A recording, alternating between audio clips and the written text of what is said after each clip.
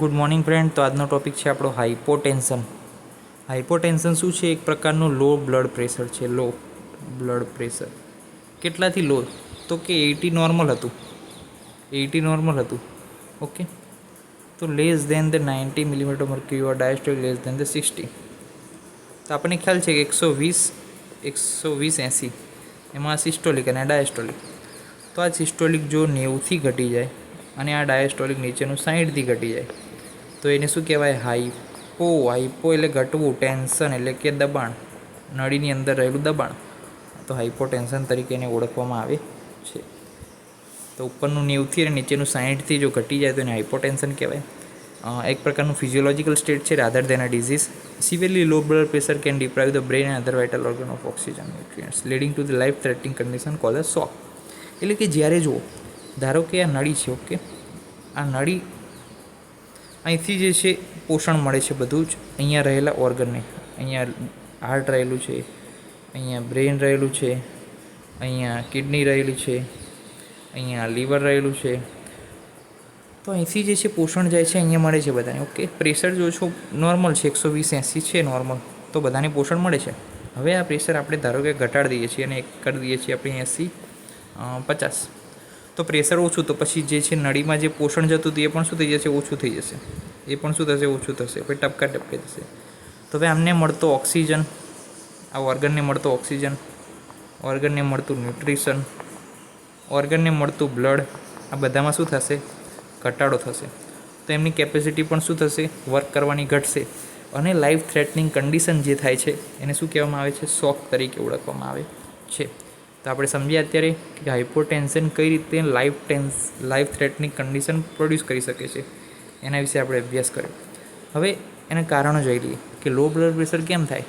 તો કે એક પ્રકારનું ઇલેક્ટ્રોલાઇટ ઇમ્બેલેન્સ થઈ હોય, હોર્મોનલ ચેન્જીસ હોય, પ્લસ વધારે widening of the blood vessel થઈ ગયું. ધારો કે જુઓ, આ નળી છે. ઓકે, આ પતલી નળી છે, આમ જાડી નળી છે. તો આની અંદર તમે ગમે એટલું સેમ ફ્લુઇડ નાખશો, ધારો કે અહીંયા 100 ml નાખ્યું અને અહીંયા 100 ml નાખ્યું. ઓકે, 100 લીટર રાખો, ચલો 100 લીટર. તો 100 લીટર નાખો તો આની અંદર પ્રેશર વધારે હશે કે આની અંદર પ્રેશર વધારે હશે? આની અંદર. કેમ? કારણ કે એની જે છે નળીની પહોળાઈ ઓછી છે, તો પ્રેશર જે છે અંદર નળીને વધારે લાગશે. તો એ જ વાત કરી છે કે વાઇડનિંગ ઓફ વેસલ જ્યારે થાય છે, જ્યારે નળીઓ પહોળી થઈ જાય છે ત્યારે શું થાય છે? પ્રેશર ઘટે છે. મેડિસિનલ સાઇડ ઇફેક્ટ છે, એનિમિયા છે, હાર્ટ પ્રોબ્લેમ છે અને એન્ડોક્રાઇન પ્રોબ્લેમ છે. એના કારણે પણ જે છે તમને હાઇપોટેન્શન જે છે જોવા મળી શકે છે. ક્લિનિકલ ફીચર્સ શું છે? લક્ષણો શું કહે છે? તો પ્રાઇમરી સિમ્ટમ હાઇપોટેન્શનની એક છે કે લાઇટનેસ છે, એટલે કે આખા શરીરમાં લાઇટનેસ ફીલ થાય છે, હેડેક જોવા મળે છે, પ્લસ ડિઝીનેસ જોવા મળે છે, ફેન્ટનિંગ એટલે કે મૂર્છા પણ, એટલે કે પડી પણ જઈ શકો છો તમે. ઓકે, અધર સિમ્ટમ્સ કેવા છે? હેડેક છે, ચેસ્ટ પેઇન છે, શોર્ટનેસ ઓફ બ્રેથ છે, ઇરેગ્યુલર હાર્ટબીટ, એરિથમિયા અને અનકોન્શિયસનેસ. આ જે છે શું છે? સિમ્ટમ્સ છે, ક્લિનિકલ ફીચર્સ છે ઓફ ધ હાઇપોટેન્શન. આપણે જાતે જ વિચારવાનું કે 2-3 દિવસથી આજુ આપણે કાધું ના હોય તો આપણું જે પ્રેશર છે એ ઘટશે, હાઇપોટેન્શન થશે. આપણે નથી જતા, અમુક નેતાઓ જે છે ઉપવાસ કરે છે, ને ઉપવાસ કરે એટલે એમનું બીપી જે બ્લડ પ્રેશર છે ધીમે ધીમે ઘટતું જાય, પછી એમને દાખલ કરવા પડે. કેમ? કારણ કે ન્યુટ્રિશન મળતું બંધ થઈ ગયું. ઓકે, તો એ રીતના.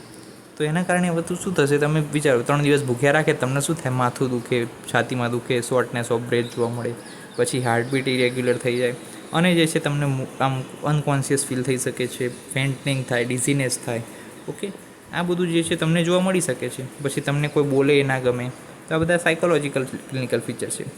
હવે ટ્રીટમેન્ટ શું કરશો? તો ટ્રીટમેન્ટ જે છે ડિપેન્ડ અપોન ઇટ્સ કોઝ, કે શેના કારણે થયું છે. જો તમે ભૂખ્યા છો તો ખાવાનું ખાઈ લો, જો તમે તરસ્યા છો તો પાણી પી લો. એવી રીતના કોઝ આપણે શોધવાનો છે કે શું કોઝ છે એમ. આ તો મેં ખાલી વાત કરી, બાકી કોઝ આ રીતના ના હોય. કોઝ કઈ રીતના હોય? ધારો કે ખોરાક નથી લીધો તો પછી આઈવી ફ્લુઇડ ઉપર શિફ્ટ કરવો પડશે, પછી ઇલેક્ટ્રોલાઇટ્સ, પછી એવી મેડિસિન લીધી છે કે જેના કારણે વાઝો ડાયલેશન થયું છે તો વાઝો પ્રેશર આપવી પડશે આપણે. પછી best way to determine if a person will benefit from fluid is doing a passive leg raise follow by measuring the output from the heart. એટલે કે પેસિવ લેગ રેઝ આ ટેકનિક છે, follow by the measuring the output from the heart. એટલે કે હાર્ટમાંથી કેટલું output છે એ પણ આપણે માપી અને પેસિવ લેગ રેઝ કરાવવાનો છે. ઓકે, આ વસ્તુ થઈ ગઈ. આ જે છે ટ્રીટમેન્ટ થઈ ગઈ. ઓકે, હાઇપોટેન્શનની. તો નેક્સ્ટ લેક્ચરમાં મળીશું નવી વિગતો સાથે, નવા ડિઝીઝની વિગતો સાથે. ત્યાં સુધી રજા આપશો. જય હિન્દ, જય ભારત, જય આયુર્વેદ, જય ધન્વંતરી. નમસ્કાર.